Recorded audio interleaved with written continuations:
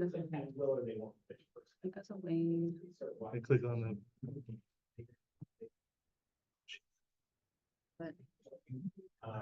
But oh, okay. Bye. All right. Yep. Okay. It's time. Thank you everybody for coming once again. This is going to be pretty chill, hopefully discussion-y, and I have a lot of slides, but it's a lot of pictures, so it'll be fine. Sorry, is there anybody that wants to do introductions for about anything or any announcements before I just kind of jump in? Hey, Hudson, what you got? Follow up, so. If you would time, you want me to introduce Desiree, our new employee here? Hello. Because I forget where you got your bachelor's and your master's. My bachelor's is from Mississippi State University and my master's is from Washington University. Desiree was on the FEMA car sinkhole hazard in their River Extra, and I've been digitizing sinkholes. There's a lot to digitize, for example. Thanks. Nice, thanks, Hudson. Yeah. Nice to meet you. Okay, hopefully this audio level 6 of me and my husband will work. Okay, so now I'm going to jumping in because I'm also the speaker this week. So yeah, this is the recap of this summer's Potter internship. The purpose of all of this is to give you guys behind the scenes, like how did we do it this summer? So we can replicate it next summer, and who wants to do that? That's the goal. Okay, so yeah, I should be over here. First thing, did the thing, there we go, it's slow. First thing, identify who and where. That's part of today is possibly who. So as you can see, Ben, Doug, Hickman, Sarah, Meredith, and me, developing the first part of the team. And then with Ben and Sarah guiding us, we chose Red River Gorge because they already had a research permit for the area. They already had projects going on, so it was kind of and as I will say numerous times, the ability for us to do a research team is because of Ben's brain and the work that he was doing. So go to where that researcher is doing their research. So the next thing is we had to find interns. So we did a call out to several universities, sticking with Kentucky or Kentucky adjacent universities. Rebecca was huge help in that. We had some tabling events on campus, a lot of social media, a lot of email blasts, and then our mentors and everybody kind of sharing it, which was super helpful. Thank you, everybody who did that. So we received 26 applications from 14 different schools in 5 states. Step 1 is Amber, Katie, and I reviewed all 26 applications, and then interviewed 20 of those 26. People that got kicked out were people who didn't have a relationship with Kentucky. They were kind of secondary on the list based off of the direction we were getting from admin at the time. And then also there were a few international. So yeah, we interviewed 20 students from 8 different institutions, and we grouped them into sets of 3, which worked out really, really well. In just 2 days, that's what we did. All Zoom, so everything was consistent for everybody. And then, yeah, so that was kind of that round. From there, we were able to narrow it down to 12 students. That first phase was really focused on getting them to understand what the program is about, what to expect that summer, and what were our expectations for them. Was it a good match both ways? That's kind of the criteria that we used to narrow it down to 12 students. And then we did individual interviews with them over, again, a 2-day process. And that was where we brought in our mentors. So it was kind of this group Zoom interview with one intern, and it was very much focused on like, what are their interests? What skills do they have? What do they want to learn? We had a really fun question for them that was like, if you could teach any class, what would it be? We got some cool answers from that. So then again, 6 positions, we did debated back and forth, and we ended up with 6 really, really good interns. So, okay, so hey, we have our team. That's our interns. And then So all that came about, we knew our interns were gonna be early March. We spent the next 3 months planning out project ideas, and granted, training the non-field researchers, me. So there were 3 trips planned. We would definitely, one of the lessons learned this year is we would definitely need more trips planned in that development period. I'll talk a little bit more about that a little later, but, yeah, so discussing the projects that, batting ideas around about what could be done, safety discussions, what things do we think are feasible in the field with that many people at one time?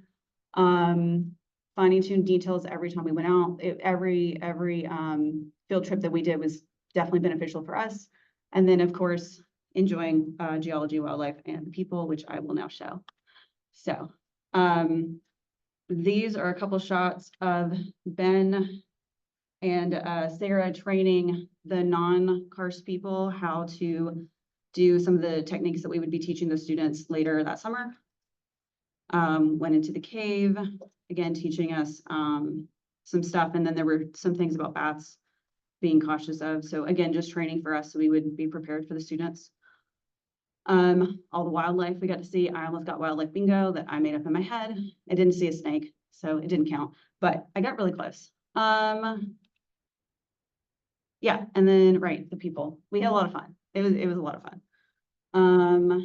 And then this is just like some, again, so like that first March trip was go out in the area. What projects can we come up with? What do we see? So these are just some of the interesting things that we saw, like a rig and old pump thing. So there's like oil and gas history in the area that we could talk about, which you guys should have seen later. One of our interns did actually hone in on that. Okay, so doing all the field, doing the things, and then we developed a plan. So we were doing weekly or bi-weekly meetings throughout this 3-month period. It kind of depended on our schedule. Sometimes it was just an email, need and schedule.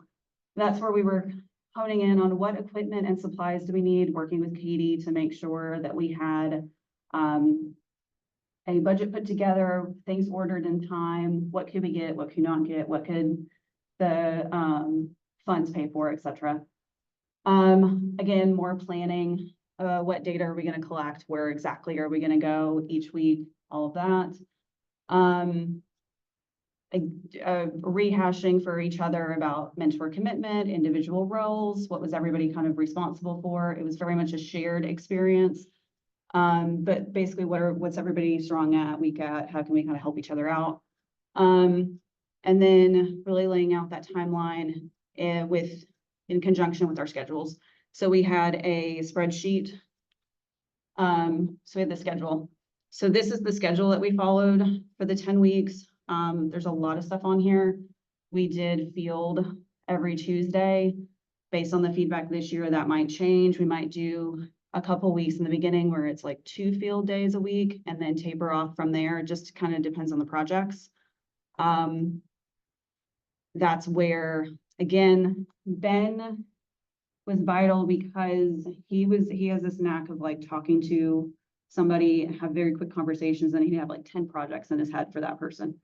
So there was a loud fluidity that we were able to kind of hone in on this summer, being the first summer. That was great. That's not something that we can expect next summer. So it's a really bit about like field work needs to be determined before they get here. Projects have to be more defined. And I'll give you some examples of what we showed in a second. But that's one of the big changes that's going to have to happen for next summer to be successful. But there was not to be clear, there was not an expectation of all mentors attending all of these events. I was at all of these events except for field days that I had other things going on. Other mentors could come and go as their schedules allowed or interests allowed. So I think that's one of the things about the research team for the mentors that's super helpful. If you have a summer vacation off and on, you're not solely dependent on like this student being successful based on your schedule. Again, we were able to lean on each other and other staff that were able to pitch in. So I think that definitely helps versus past years. Field schedule, again, just setting a schedule. This is the key thing. This came in, Ben put this together for us. I think about the second or third week of the program. Again, this is something that we'd have to figure out before the interns actually got here. Because that was like a stress point for him. We were very much like, hey, we're going on Tuesday, Monday afternoon. What are we doing? How are things going? So, and then of course, being able to kind of, as you can see, like fitting out what were the intern project needs, who was available, so what could we do safely and in the time frame that was allowed for that day. Okay, we did all those things, and then it was time to share our work. Interns are here.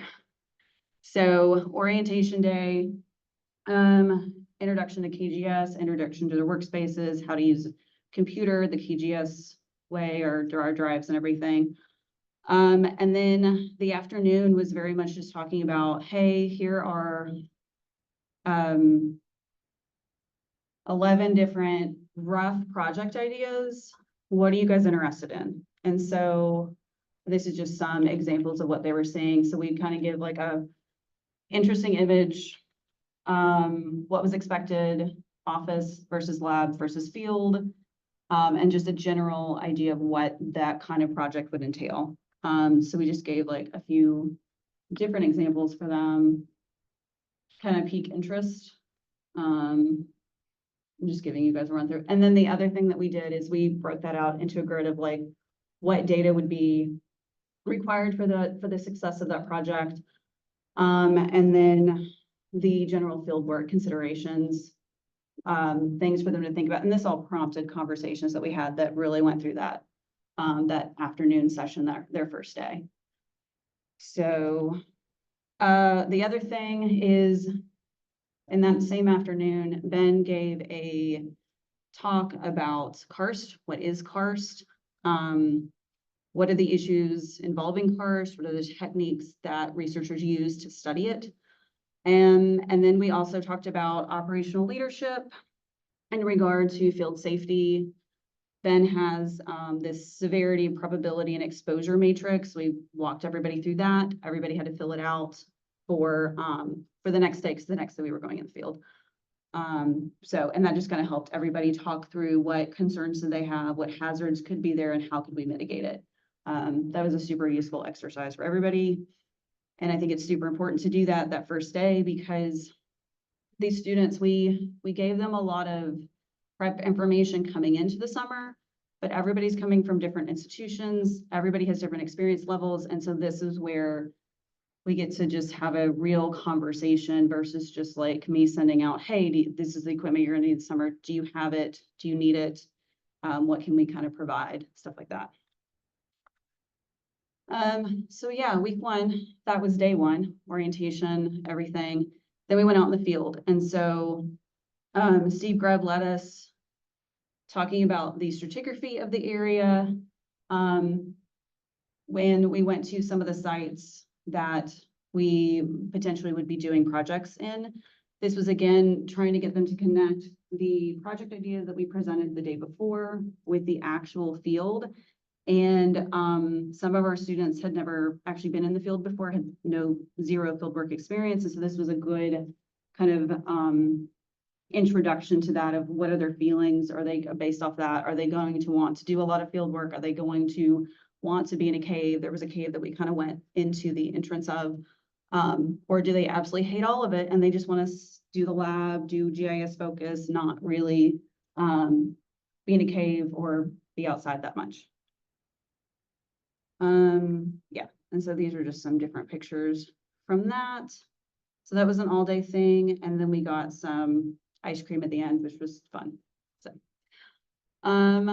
week two, data samples and Earl. So this is where this was our first actual field exercise. We all went to the research area, Cave Hollow Cave, did some general data collection, so learning some of those techniques with field mapping, and then they collected some samples that we were able to use to then show them the chain of custody, what are the forms for that, what are the forms for collection in the field, all of those kinds of things.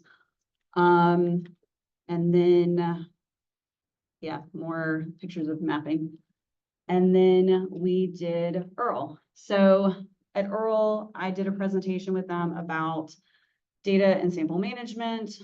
Again, trying to set them off on the right foot at the very beginning. And then we did a tour. So Steve and Hickman, we pulled out some cores related to the stratigraphy for the area, so they could kind of get a view of if you were going to do a research project involving cores, this is how that translates from what they saw in the field the week before. And then Ray gave a tour of the facility, and again, we talked about different the different data rescue projects that we've had there. So they really get that connection of like why what we're talking about with data management so is important. And then again, the COC in the lab conversation. So the rest of the summer was, again, a lot of field, a lot of seminars covering project management. We had the mock interviews with representatives from the advisory board and AIPG, yes. Jason Backus did a lab tour for us. Kale came in to talk about science communication. We had Helene from the UK Libraries to talk about putting together a lit review and citation work. Shelby talked about abstracts. Other staff showed them how we had the ER demo, how to use different softwares, all the things that would kind of be relevant for them in this 10-week process. So just reviewing again, that was the schedule and the reviews. So I did a little bit of a debrief on their last day while we were having lunch with the interns, our mentors, and some of the staff that were really crucial during the summer and helped out a lot. And so getting some feedback, one of my main questions for them was how do they feel about the pace and the workload? And they liked it. So that was positive. I was super concerned, especially at the end. It felt like they had a lot, they were juggling a lot of stuff. So, but they handled it really well and they seemed fine. They actually made a comment that the first few weeks were a little slow for them. So we might move some stuff around depending on how it goes next year. Oh, and then the last little bit is just kind of showing you the progress. So this, a lot of what I just showed you was supposed to be the presentation that we were going to give in May, but that happened. And then the room was shut down while they fixed the flood situation. And so we didn't get to do that. But I thought this was a good introduction of where they were, because they all created their own slide, where they were at the beginning and where they ended up at the end. And so what I have is, this is JT's intro slide. This was supposed to be, hey, I'm JT, I'm from the University of Kentucky, and this is what I'm going to be studying this summer. This was supposed to be research question, right? So are there any environmental factors that have a correlation to where species are located within Cave Hollow Cave? This is what he ended up with. So I just have a string of that so you guys can kind of see the progression for everybody and where they started and where they ended up with their posters, which hopefully you guys got to see in person 2 weeks ago. Yeah, last week, I don't even know anymore. So Abby, salamanders, and it was fun because a lot of them, they did like fun pictures that they took within that first 2 weeks, which was cool. So yeah. Yeah, she likes her that was a very fancy grilled cheese sandwich that she made for herself like the first week or so. But anyway, this is kind of the end of what I have for y'all, and then the rest is just kind of, yeah, I went kind of fast. If you guys have questions, who's interested in participating next year, if there's different kinds of ideas that you're seeing in this year, like, well, what if you did it differently this way? So yeah, this is really just open to y'all at this point. But yeah, it was great. The feedback from the interns has been really, really great. This is questions. This is where we are. So yeah, the people that were still around on that afternoon, we took a picture. But yeah, that's what I got for y'all. Sorry, I went a little fast. I talk fast. If there's anything I need to go back, let me know. Feelings. This is the feelings therapy session.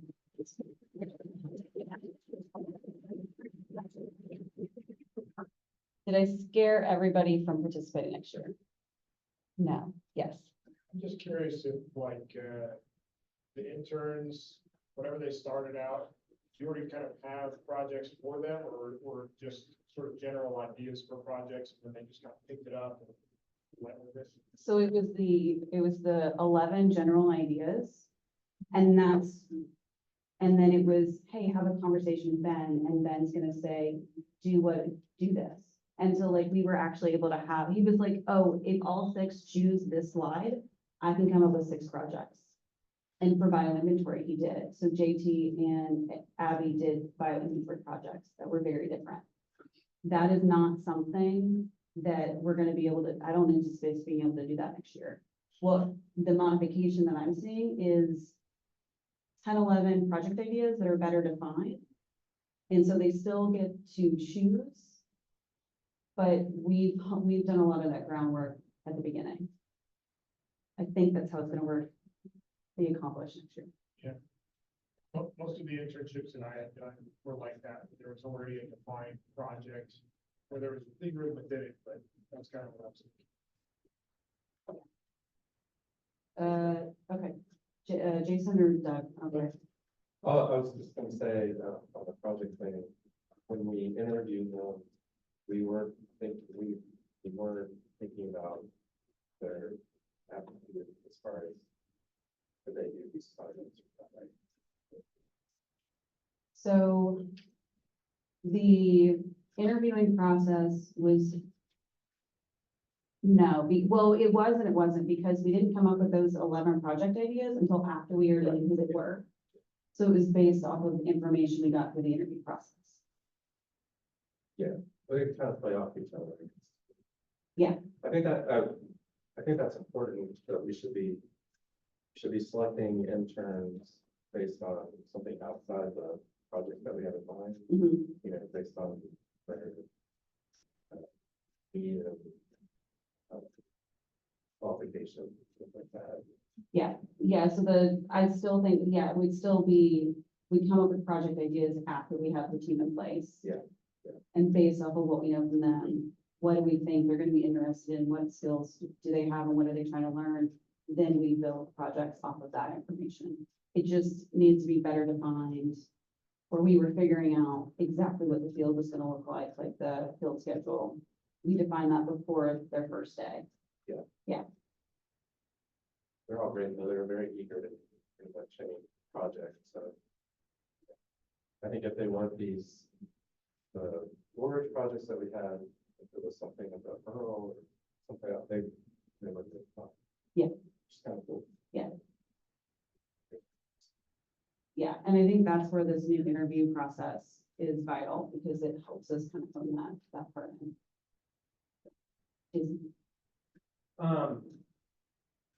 So, That's gonna be very good. a couple of years ago, with a few people in this room, Ben and I tried to pitch a KGS research fellow, where the different sections could apply their technical skills, to find new interactions, collaboration, whatever, and that never really took off or happened, fortunately, but, with F-SCORE being funded, we're kind of now doing that effectively the North Fork of the Kentucky River. There's a lot of people that have some sort of project there. So that would seem to me to be a natural fit for this. And it would also help maybe, I would talk to Brian about the, what is it called? The EnviroPod. So it's like the outreach kind of part of it. And I think this would fit really naturally with what we're doing there, the educational workforce development. Agreed. Yeah. And kind of jumping off that, so program wise, yes, geoscience, but also very much interested in geoscience adjacent. So we had some geography students, our first year.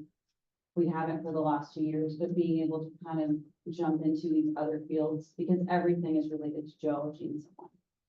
So, very much open to those kinds of projects. So like if we had so you gave the outreach example, if we had like a ISC student or a journalism student or something that wanted to do a project based off of what everybody else is doing and kind of telling that story for the community, that would apply.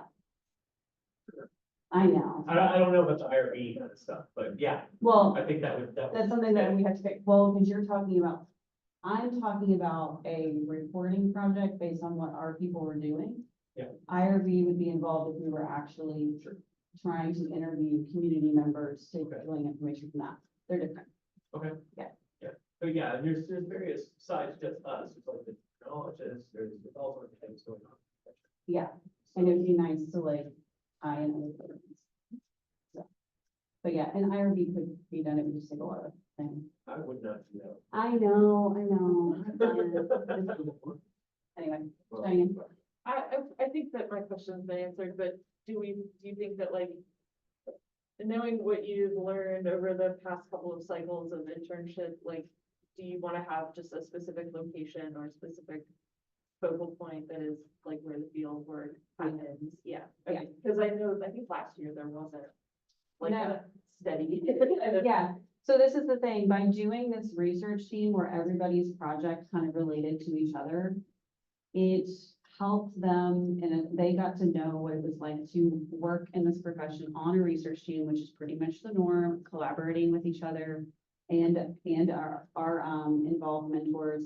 And then also it helped the mentors in the sense of like, if they had a question and we didn't have the answer, we had somebody we could lean on. So actually, John, do you want to talk? Because we kind of had this conversation the other day. So one of our mentors, John, Okay.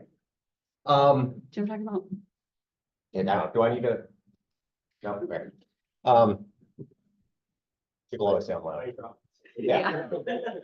But, so yeah, I think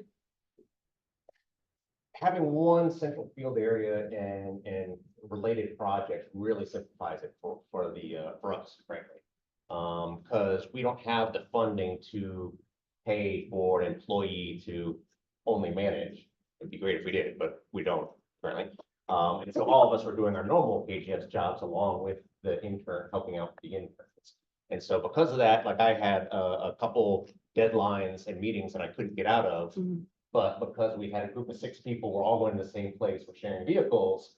I was able to sit out a couple of those weeks. I think Doug did something similar when he had a conference he had to attend and other things. And so that really helped a lot. It seems like it's very small and not going to be that big of a deal, but when you're trying to round up, we had 12 people basically, 6 mentors and 6 interns. And so trying to get that many people, not only working, but working efficiently, it really simplified things by having one group together, both in area and in related projects, because they're all somewhat related to hydrology, whether they were direct hydrology or side effects like the habitation and bioinventory. Yeah.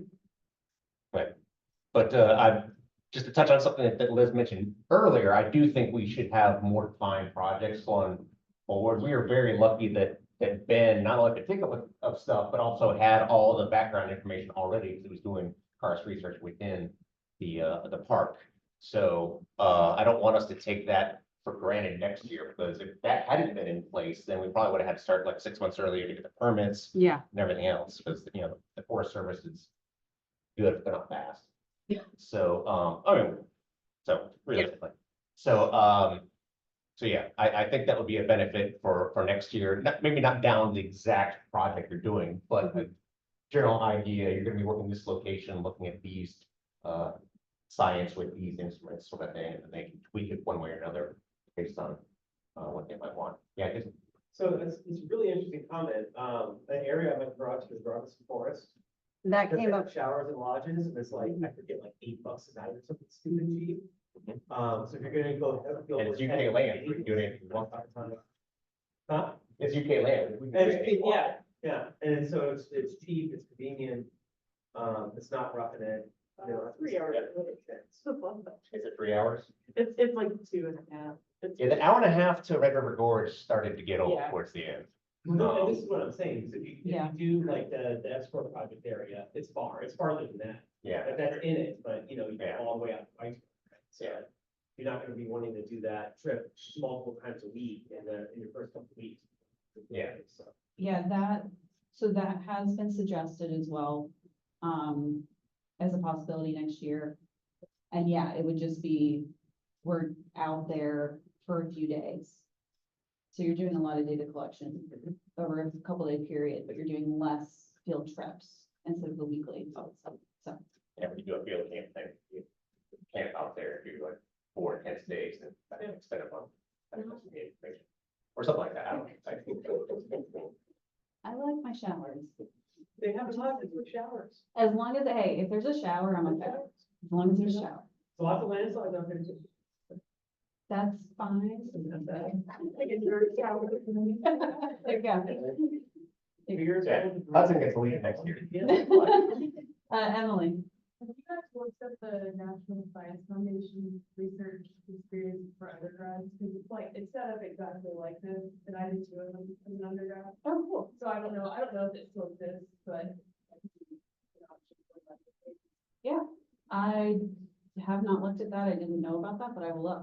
Yeah. Thank you. It's the NSF. I can send it, yeah, it's called. Thank you. Outreach. Yeah, Okay, cool. like, I did one at Western Kentucky and then Texas A&M, and it's all over the summer, and you have mentors, and a specific project that I did. So, Cool.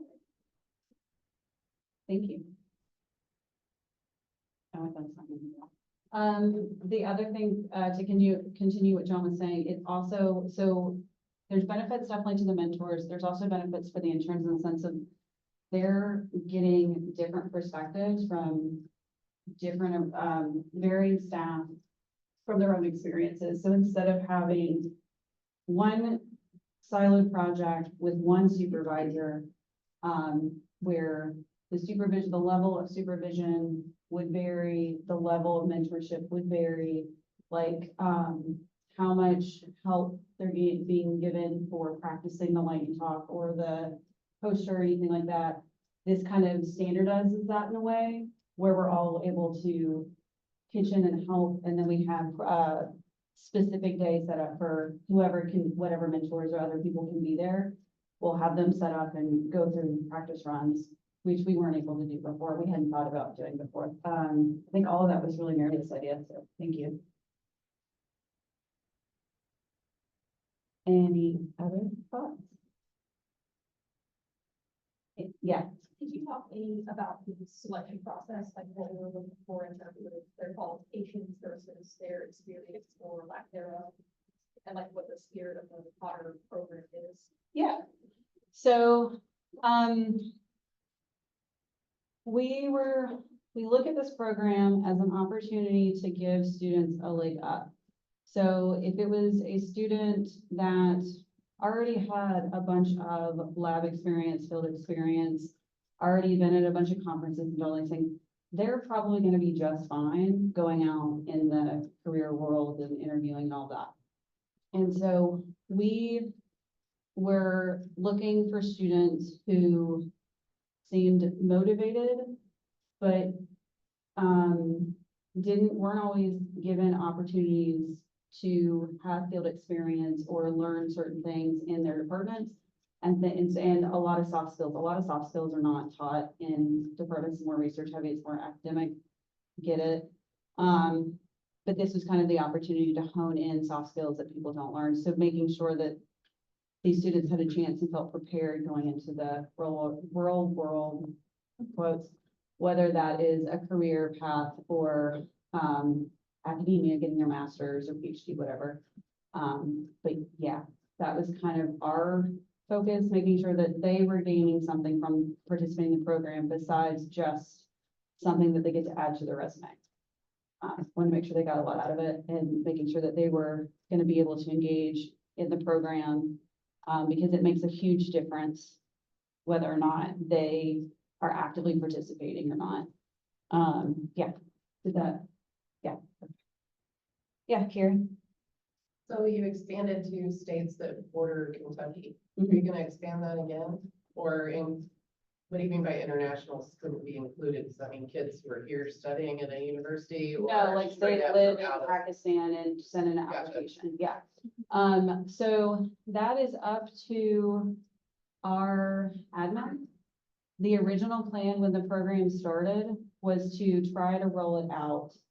We started with UK students first, see how this goes, expanded to Kentucky schools. We originally were planning on expanding to other states this year. That got pulled back a little bit, so we pulled just around like adjacent, so like Marshall or UC or, Hanover. Is that what it's called? Yeah, okay. Sorry. Things like that. But again, depending on direction, like, do we continue to expand?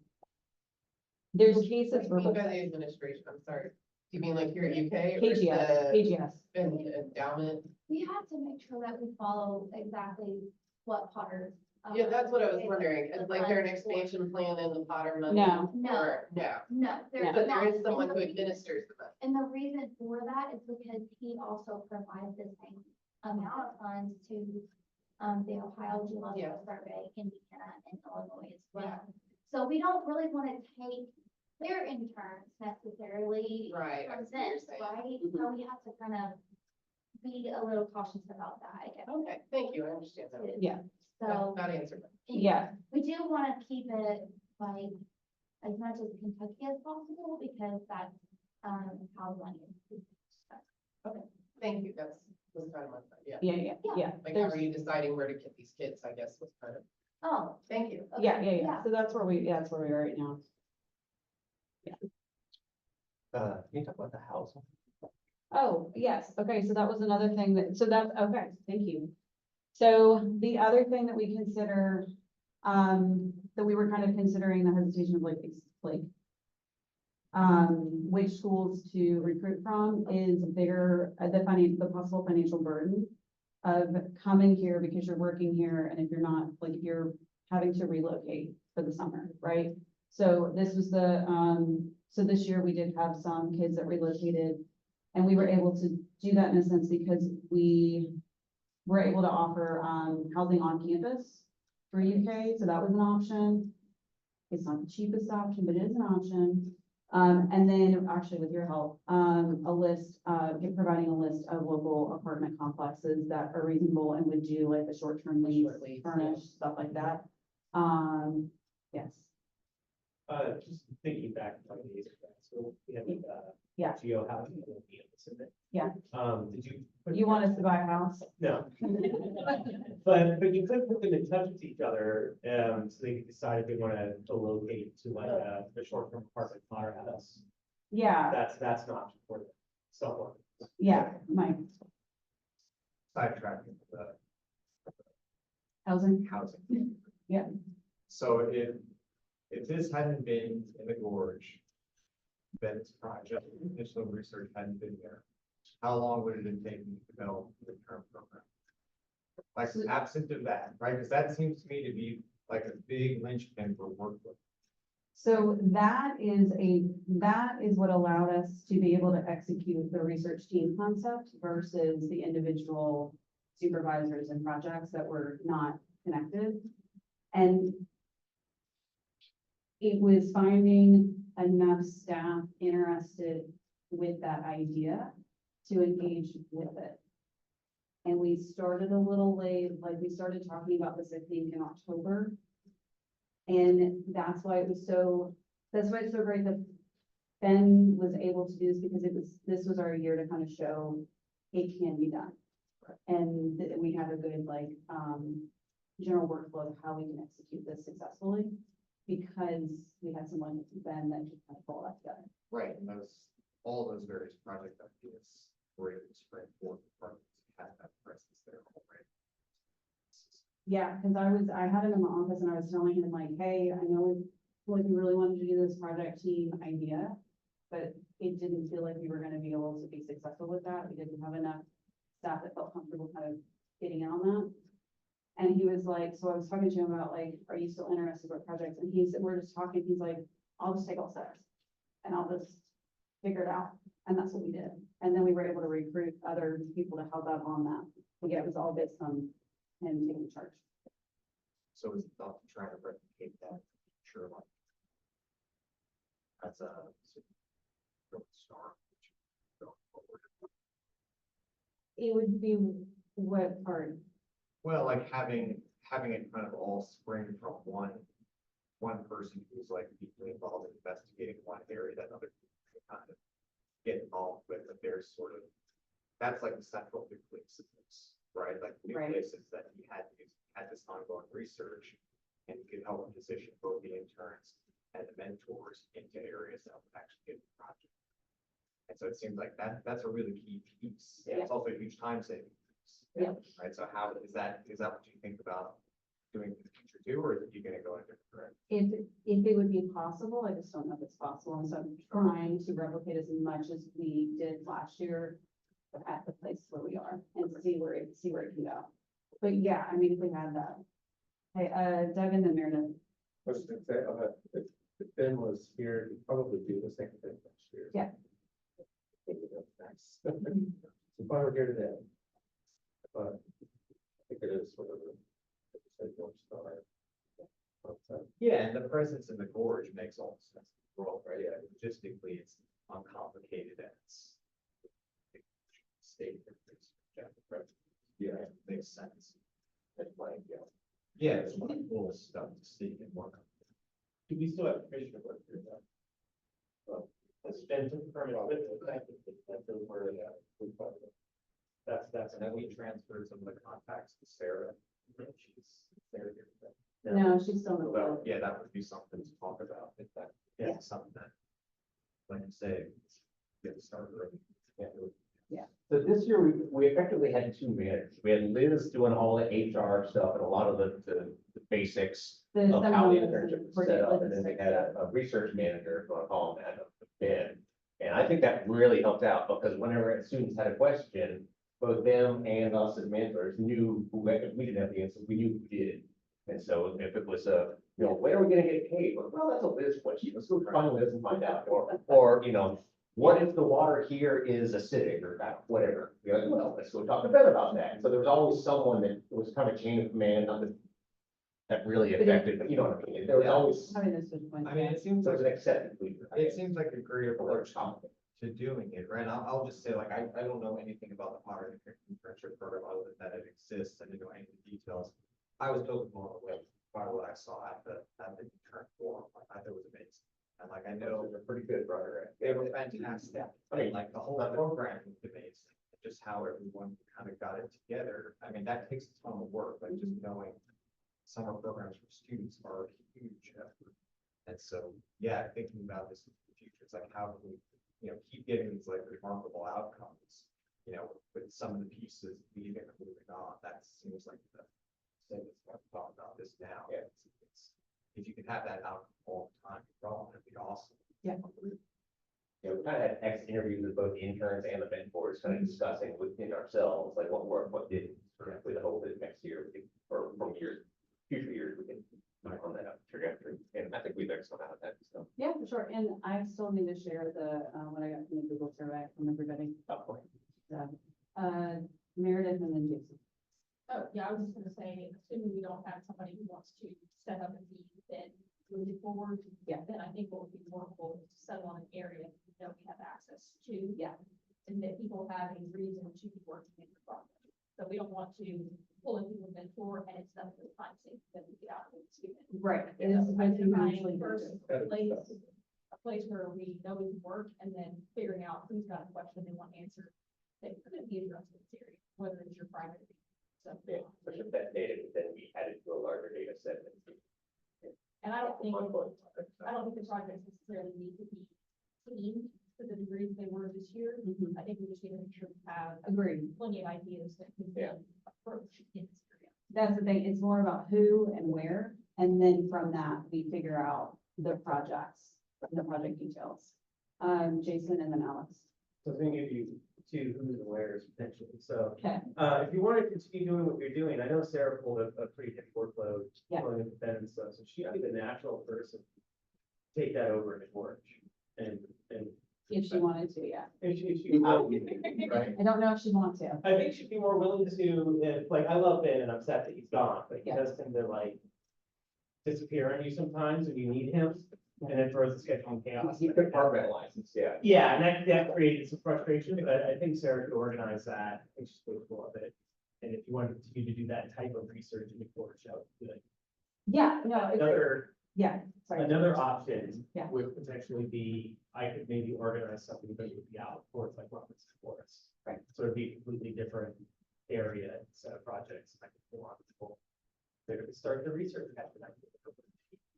I think it's. for But that would be completely different, right? So you've already got momentum in this other area. Yeah. So I would say that's the first choice. I could maybe be a second choice, maybe somebody else. Will volunteer. Yeah, I'll talk to Sarah when she gets back. That was something we kind of talked about, not with Sarah directly, but like where we do have 11 jump off points. And we have a location, if that all kind of still align, that kind of gets us ahead of the game a little bit, to work from. So, it helps. I was just gonna ask if the internship program, we really wanted to have, like, is it a kind of requirement to have like a field location and work in? Cause most of the projects that I do are really more lab. And yeah, that is totally due, because this is the thing, and this is something about the program. One of the things that I asked when I did the IRB the first year is like, when you think of a geoscientist, like, what do you think of? And the whole point was to be able to kind of change their mind of like, when you drop, it shouldn't be the executioner in the field every day. Just be, if you're not comfortable doing that, if you don't like doing that, if you'd rather do other stuff, you're still a geoscientist, like, so it's just kind of reframing the brain of what that actually means. That's another element of the program. So yes, and that's what we told them, like, that first week, it was supposed to be, here's the introduction to this area. If you don't feel comfortable, we have projects. You can never go on the field again in this entire time if you don't want to. So yeah, absolutely. I was just thinking, because we have so much cool and Yeah. so much work that we can do on the data that we already have built. Absolutely. Yeah, I agree. Okay. I think one other maybe downstream idea, I do think working in the gorge is a great first option if we can do that. Get people excited. Yeah, Yeah, the other idea I've been playing around with recently with folks, that could ultimately be an option for something like this, if it were experimental in the future, is like an experience around geoforensics, yes. right? Like, we have a lot of geophysical capability here and geochemical soil capability here. I think it would be a really interesting experience Mhm. to bring students together to like really use, like, develop skills in areas that like groups like the FBI use to actually track down criminals, Mhm. like using geological data sets. I've been thinking a lot about ways to like get students more engaged in learning earth science and all the stuff we do, and that has like both field and lab components and a communication component. Mhm. I could see that working too. It'd be a great, pottery term program would be a great way to workshop that and build something bigger. But anyway, just a thought, if anybody's talk about it. So how much interdependence do you expect? Their project? So I have to say it did. Okay, I have to say it definitely helped them connect with each other. There were other things that helped them connect, like they would play games, they would play card games during the breaks and lunch together. They developed really strong relationships. And I think part of that was the interconnectivity of the projects. But I think a lot of the stuff they give, it also, I will say, also complicated things at the end when they were trying to tease out, especially for the lightning talk and the poster about, well, who's doing what and where does credit go, and which was a really good thing for them to work through. So there's a lot of benefits to it, but I wouldn't say, well, if they aren't connected, if they're in the same place but they're not connected, then absolutely not. You know what I'm saying? I'm not against not having connected projects, as long as they're at the same area, and they're generally going out in the field together. But like, when we were workshopping a lot of this stuff, we talked about, oh, it's a field day, so one car might go to this location, collect data, and one car might go to another location and collect stuff. Where they all kind of ended up glomming on to a couple ideas. It all ended up being the same area. But the general idea at the beginning of this was Red River Gorge, there's all these different kind of project ideas. They'll go off over here, they'll go off over there, and it wouldn't have been so connected. So, did that answer your question? I think going back here and reviewing the data together, and making the Lightning talks and making the posters, even if they weren't related projects, I think they still end up working together. They have to learn the software, they have to learn all the little stuff. So I still think it would I think it work was similarly. Yeah. I think it was a slight advantage if they were all connected, but I don't think. Well, that would say that. agreed. Anyone else? Okay. The next question, which you kind of got into, my next step is to set up a meeting with last year's mentors and potential next year mentors. And one last chance of like, pick their brains. Cause not everybody's gonna be next year. I can't assume that they will. And so pick the brains and then start moving forward about who's gonna be on the team next year and where do we wanna go? What do we wanna do? We wanna start now to get things set up so we can start advertising in January, January. Get everybody set in place like February, March again, and then we've got 3-4 months to plan everything out, and definitely more field days for the mentors to make sure everything's polished. Cause it was a lot of Ben saving our asses. It just was. So, anyway, okay, yes, Shane, I need to ask this question. love it. But what kind of documentation have you generated so far about the, like, how to plan and implement the process? So I have documentation from the years. I'm working on, I always find that there's things that I should have wrote down that I didn't do. So I'm trying to get better at it. Okay. But a lot of it is like, yeah, it's just random notes that I have in the project folder. So I have a Potter internship project folder. Everything's there. Yeah. I like the question. Good question. Okay.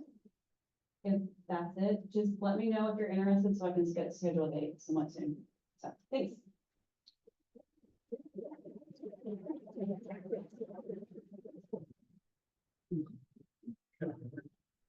There's a lot.